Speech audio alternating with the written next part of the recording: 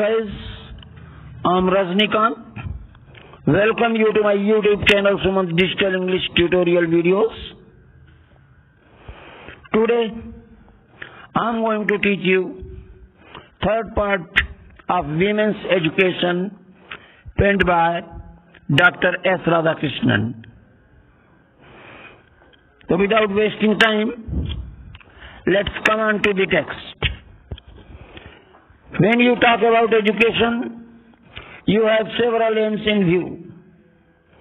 Give the people, those who are taught, knowledge of the world in which they live. Science, history and geography enable you to get that knowledge. You also train the people to acquire some technical skill by which they can earn a livelihood. These are still accepted the world over as the objects of education. Knowledge of the world in which you live and technical skill by which you can earn a livelihood. When you talk about education, जब आप शिक्षा के विषय में बात करते हैं, you have several aims in view, तो आपके सामने कई लक्ष्य होते हैं. Give the people, those who are taught, जिन लोगों को शिक्षा दी जाती है उन्हें knowledge of the world in which they live, उस संसार का ज्ञान दिया जाना चाहिए जिसमें वो रहते हैं. Science, history and geography enable you to get that knowledge. विज्ञान, भूगोल और इतिहास आपको ये ज्ञान प्रदान करते हैं.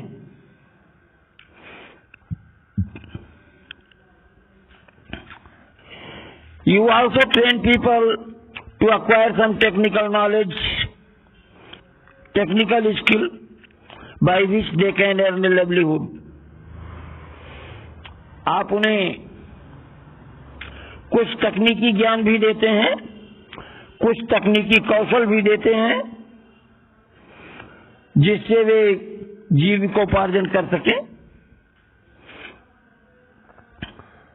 अब भी समस्त संसार में शिक्षा के यही लक्ष्य स्वीकार किए जाते हैं.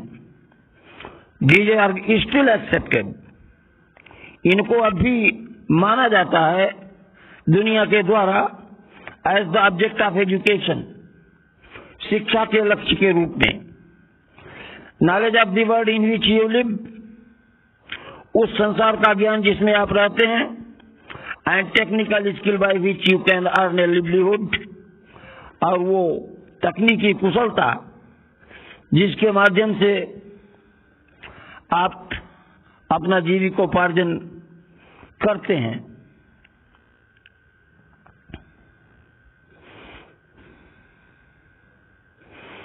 But what is there is specific about the kind of education imparted in these institutions of our country.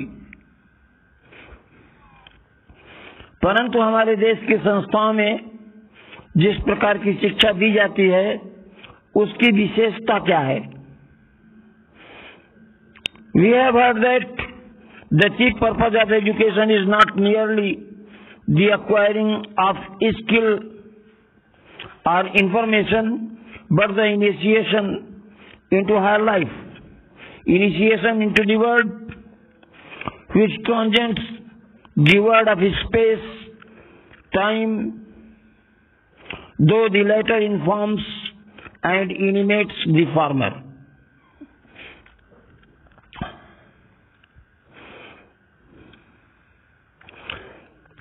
हमने सुना है कि शिक्षा का मुख्य उद्देश्य केवल योग्यता या ज्ञान प्राप्त करना नहीं है, परंतु एक उच्च जीवन में प्रवेश करना भी है. उस संसार में प्रवेश करना जो स्थान और समय से ऊपर है. यद्यपि बाद वाला संसार पहले वाले संसार को प्रकाशित और भी प्रकाशित करता है। तो कहने का अभिप्राय यह है कि उच्च जीवन में प्रवेश करने के लिए समय जो है वो स्थान से ऊपर है। समय स्थान को और भी प्रकाशवान बना देता है। फार्मर का मतलब पहले वाला और लेटर का मतलब होता है बाद वाला। That has been the main purpose of education. यही शिक्षा का प्रमुख उद्देश्य है। For some centuries we neglected our women folk. Our tradition, however, has been somewhat different. कुछ शताब्दियों से हम नारी समूह की हमने उपेक्षा की, जबकि हमारी परंपरा इससे कुछ न कुछ भिन्न थी। हमारी परंपरा में नारियों की उपेक्षा नहीं की जाती थी।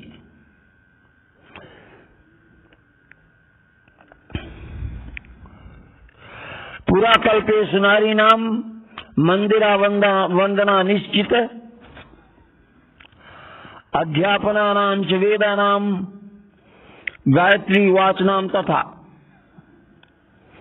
तो प्राचीन काल में नारियों द्वारा मंदिर में पूजा करना, वेदों का पठन पाठन करना और गायत्री मंत्र का उच्चारण करना स्वीकृत था।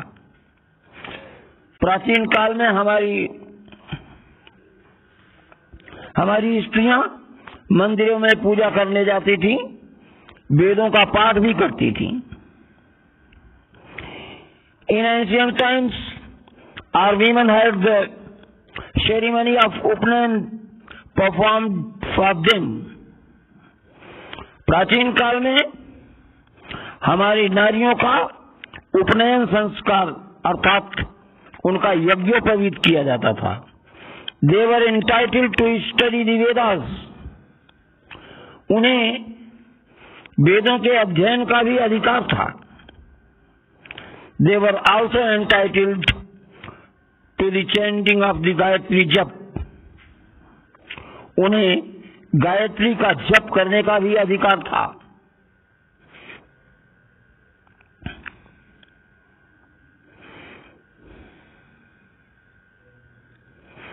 All these things were open to our women. ये सभी चीजें हमारी नारियों के लिए स्वीकृत थी। But our civilization became arrested, and one of the main signs of that decay of our civilization is subjection of the women.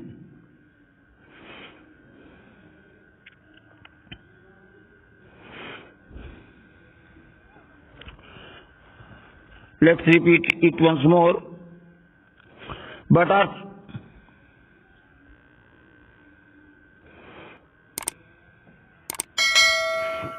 civilization became arrested. किंतु हमारी सभ्यता को बंदी कर लिया गया। And one of the main signs of that decay of our civilization is the subjection of women. और हमारी सभ्यता के कथन के मुख्य लक्षणों में नारियों की पराधीनता भी है। After independence through the exertion of Mahatma Gandhi a revolution has been affected in our country. स्वतंत्रता के पश्चात महात्मा गांधी के प्रयासों से हमारे देश में एक क्रांति प्रभावित हुई है। And women are coming into their own. और नारियां अब अपना वो पुराना अधिकार प्राप्त करने जा रही हैं। तो लेखक महोदय का कहना है कि गांधी जी के विशिष्ट प्रयासों के द्वारा स्वतंत्रता की प्राप्ति के उपरांत हमारे देश में एक क्रांति प्रभावित हुई है, यानी हमारी नारियां अब अपने अधिकारों को प्राप्त करने के लिए पूरी तरह से उद्यत हो गई हैं। तो dear guys, hope you must have understood everything. Watch this video from head to toe again and again. Thanks for watching. Bye. Support.